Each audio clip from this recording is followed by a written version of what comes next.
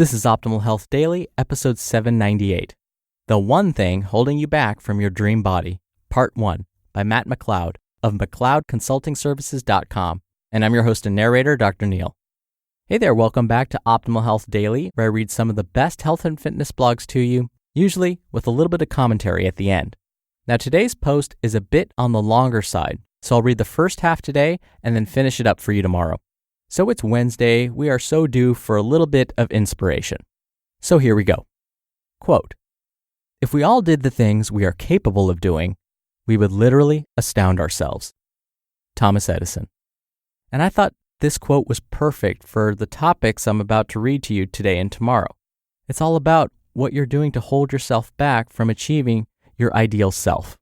But chances are you are capable of so much more. Now, before we get to it, don't forget, I answer your questions every Friday. You can send one in at oldpodcast.com/ask. If you do, you'll be entered into small special raffles to win books from us. But for now, let's get right to it and start optimizing your life. The One Thing Holding You Back from Your Dream Body, Part 1, by Matt McLeod of McLeodConsultingServices.com. I hate shallow conversations in life.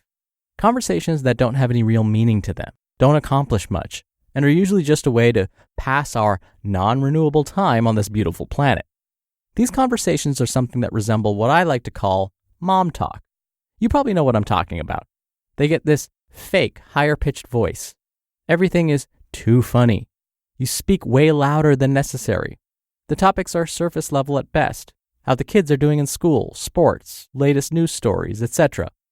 There's nothing inherently wrong about these conversations, and I understand they're necessary to have on a regular daily basis if you interact with human beings. The mom talk is actually not the type of shallow conversations that bug me, because I know the intentions of those are net positive. Basically, they aren't helping much, but they also aren't hurting anybody. The type of shallow talk that really upsets me is when people complain and are very pessimistic about their worldview as a whole. These people don't actually contribute to society in many ways besides complaining about how terrible things are and how unfair life is. I know that sounds harsh, but I am almost certain there were a few people that came to your mind instantly after hearing this last line. I'm also not saying that everyone should be walking around like SpongeBob and become unrealistically optimistic at all times. Pessimism is not always a bad thing.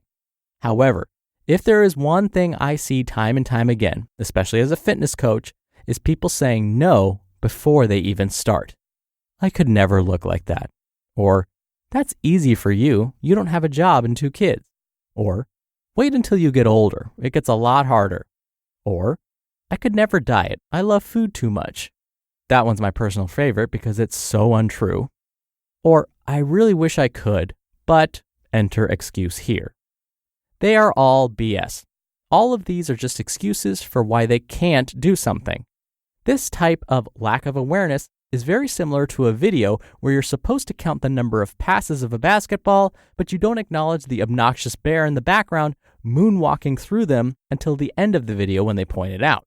You feel like an idiot because you didn't see it. Just like you should feel like an idiot if you focus too much on these aforementioned excuses for something you know you want to do, but you're so convicted to your limiting self-beliefs that you don't even start. Now, for all of you who are upset at me right now because I hurt your feelings, they got hurt in the first place because you know it's so true and your insecurity is coming out, hear me out because I want to help you, especially because I've done the same thing. Focus goes where energy flows. Instead of focusing on all the reasons you can't do something, you need to focus on all the reasons you can do something. I could never look like that. Well, have you ever tried? There's a big difference in saying can't versus won't, because you certainly can do it. You're already not getting the results you want, so if you try and fail, you're still in the same exact place as when you started, but at least you gave it a chance to succeed. That's easy for you. You don't have a 9-to-5 job and 2 kids. Well, yes, you're right.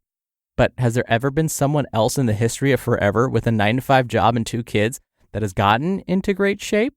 If yes, you have no excuse. There's always going to be someone with worse circumstances that is doing more than you. So I will never accept this to be valid. Wait until you get older. It gets a lot harder. This is 100% true. It does get harder. So then just because it's hard, it means it's not worth doing? Quite the opposite, in my opinion. This is because it gets more important as you get older to diet and exercise. I could never diet. I love food too much. I guess everyone who diets hates food then? As someone who dieted for 6 months straight to get ready for a bodybuilding competition, you will not understand the actual amount of love you have towards food until you are barely eating any. Dieting makes food more delicious than it already is and gives you a deeper appreciation than when you aren't dieting. Crazy, I know, but you can eat delicious foods and diet at the same time. Just ask my clients. I really wish I could, but enter excuse here. See my previous answers. To be continued. You just listened to part 1 of the post titled, The One Thing Holding You Back from Your Dream Body by Matt McLeod of McLeodConsultingServices.com. Dr. Neil here for my commentary. As I was reading to you these excuses, I was trying not to laugh. That's because as a dietitian, as a health educator, I've heard all of these things. People would, and still, tell me things like, well, it's easier for you. You like this stuff. You made a career out of talking about nutrition and exercise and changing lifestyle and changing behavior. So it's got to be easier for you. You don't understand what I have to go through. Well, I try to level with them because it's actually not any easier for me. I work really hard at it. And yes, I'm busy too. When I'm not doing this podcast, believe it or not, I have 3 other jobs.